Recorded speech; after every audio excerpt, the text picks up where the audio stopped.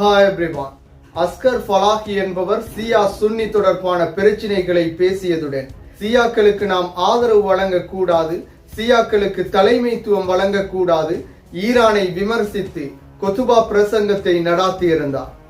தற்போதைய காலத்திலும் சியா சுன்னி தொடர்பாகவே முஸ்லிம் சமூகத்தில் பேசி பிளவுகளை ஏற்படுத்துவது தவறான வழிகாட்டல்களாகவே காணப்படுகின்றது. நாம் கூறும் அனைத்து சுன்னி கோட்பாட்டையும் பின்பற்றும் பல நாடுகளும் இஸ்ரேலை எதிர்க்க பயந்த நிலையிலே, அமெரிக்காவிற்கு பல கோடிகளை அள்ளி வழங்கிய நிலையிலே, நீங்கள் கூறும் சியாவை சேர்ந்த, நீங்கள் கூறும் சியா என்று கூறும் ஈரான் மாத்திரமே இஸ்ரேலை எதிர்த்தது, இஸ்ரேலுடன் போராடி இருந்தது. 2 வருடங்களாக ஒரு தேசம் அழிக்கப்பட்ட பொழுது குரல் கொடுத்து வருகின்றது. எனவே தற்போதைய காலத்தில் இவ்வாறான கருத்தாடல்களுடன் சியாக்கள் என்றால் யார், சியாக்களுக்கு நாங்கள் ஆதரவு வழங்க வேண்டுமா போன்ற தலைப்புகளிலே கொத்துபா பிரசங்கங்களை நடாத்தி பிரச்சினைகளை ஏற்படுத்துவதில் இருந்து தவிர்த்து கொள்ள வேண்டும். ஈரான் ஹோர்முஸ் நீரிணையை மூடுவதாக அறிவித்துள்ள நிலையில் ஹோர்முஸ் நீர்நிலையை மூடினால் என்னென்ன விளைவுகள் ஏற்படும்? ஹோர்முஸ் நீரிணைக்காக உலக நாடுகளே அஞ்சுவதற்கான காரணம் என்ன? ஹோர்முஸ் நீரிணையை மூடினால் உலக பொருளாதாரமே வீழ்ச்சி அடையுமா? ஹோர்முஸ் நீரிணையை ஈரான் மூடிவிடும் என்பதற்காக அமெரிக்கா அஞ்சுகின்றதா? இது தொடர்பாக பார்ப்பதற்கு முன்னர் தனியொரு யூடியூப் சேனலை சப்ஸ்கிரைப் செய்யாதவர்கள் சப்ஸ்கிரைப் செய்து உங்கள் ஆதரவை வழங்குங்கள்.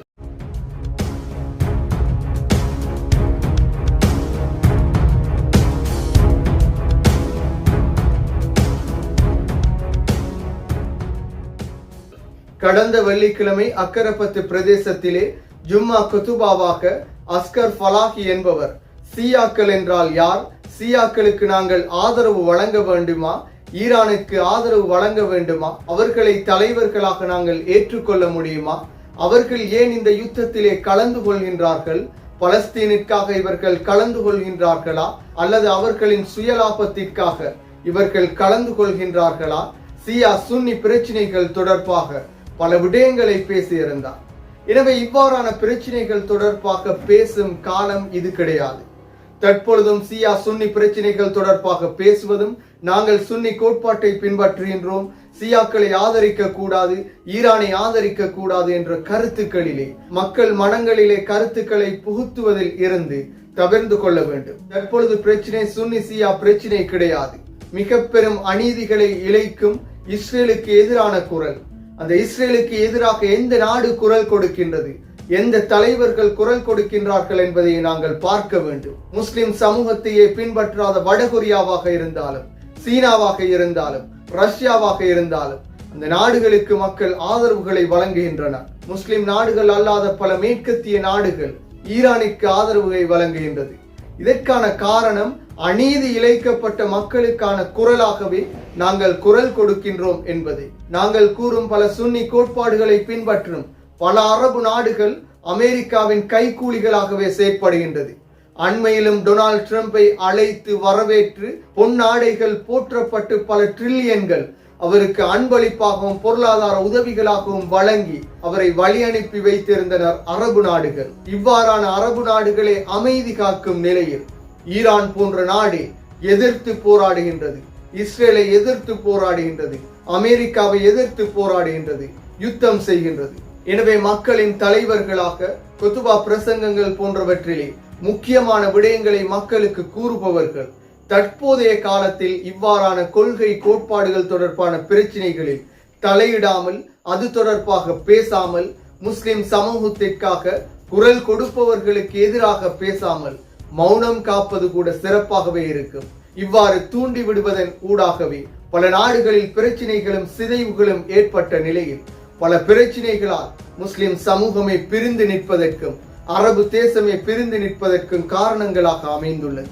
கொத்துபா பிரசங்கங்களில் இவ்வாறான தகவல்களில் இருந்து தற்போதைய காலத்தில் தவிர்த்து கொள்ள வேண்டும். அதே போன்று ஹோர்முஸ் நீரிணையை மூடுவதாக ஈரான் அறிவித்திருக்கும் நிலையில் இந்த நீரிணை மூடப்பட்டால் என்ன பாதிப்புகள் ஏற்படும் என்பதே தற்போது மிக பெரும் பேசு பொருளாக அமைந்துள்ளது. ஹோர்முஸ் நீரிணை என்று கூறப்படுவது மிக முக்கியமான தளத்திலே அமைந்துள்ள நீரிணையாக காணப்படுகின்றது. ஒரு நாளைக்கு மாத்திரம் 18 தொடக்கம் 20 மில்லியன் பீப்பாய்கள் மசகு எண்ணெய்கள் இந்த நீரிணை ஊடாகவே செல்கின்றது. இந்த நீரிணை ஊடாகவே பொருளாதார முக்கியத்துவம் வாய்ந்த பல கொடுக்கல் வாங்கல்களுக்காக கப்பல் போக்குவரத்து இடம்பெறுகின்றது. வளைகுடா நாடுகளின் மிக முக்கியமான தளமாக காணப்படுகின்றது. இந்த வளைகுடாவில் இருந்து எரிபொருட்கள், எரிவாயு உட்பட பல பொருட்கள் உலக நாடுகள் பலவற்றிற்கும் செல்கின்றது. சீனா, இந்தியா, வடகொரியா, ஜப்பான், மேற்கத்திய நாடுகள் பலவற்றிற்கும் இதனூடாகவே தொடர்புகள் காணப்படுகின்றது. எரிபொருள் பிரச்சினை, மசகு எண்ணெய் பிரச்சினை ஏற்படுமாக இருந்தால், தடைபடுமாக இருந்தால் உலக பொருளாதாரமே வீழ்ச்சி அடையும். அதன் காரணத்தினாலே இந்த நீரிணை மிக முக்கியமானதாக காணப்படுகின்றது. ஈரானின் மிக முக்கியமான துறைமுகத்தை இணைத்ததாக இந்த நீரிணை காணப்படும் நிலையிலே இந்த நீரிணை மூடப்படுமாக இருந்தால் உலகின் பொருளாதாரமே மூடியதாக கருதப்படும். உலகின் பொருளாதாரமே மந்தமாகியதாக காணப்படும். அனைத்து நாடுகளும் வீழ்ச்சி அடைந்ததாக காணப்படும். இலங்கை போன்ற நாடுகள் மீண்டும் வீழ்ச்சி அடைந்த பொருளாதாரத்தை நோக்கி செல்வதாக காணப்படும். அது மாத்திரமன்று, உலகிலே எரிபொருளின் விலை பல மடங்கு உயர்வடையும்.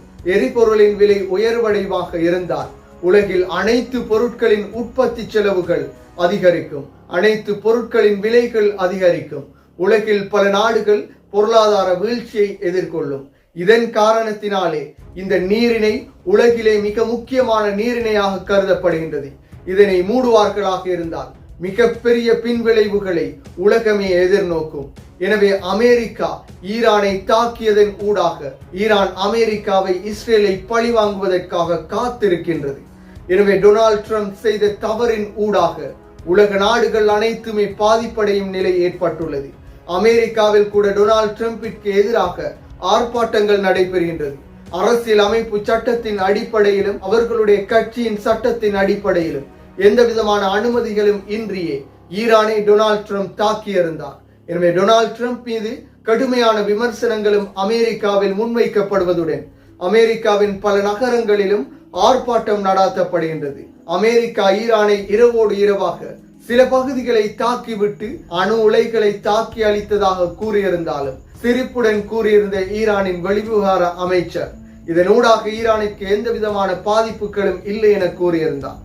அதே போன்று இஸ்ரேல் கடுமையாக அதன் பின்னர் தாக்கப்பட்டிருந்தது. இஸ்ரேலின் பல நகரங்கள் சுக்குநூறாக்கப்பட்டிருந்தது. இவை அனைத்திற்கும் காரணமாக டொனால்ட் ட்ரம்பின் இந்த செயற்பாடே அமைந்துள்ளது. எனவே அடுத்த கட்டமாக இந்த நீரிணை முழுமையாக மூடப்படுமா அல்லது இந்த பிரச்சினைகள் முழுமையாக தீர்க்கப்படுமா என்பதை பொறுத்திருந்து பார்ப்போம்.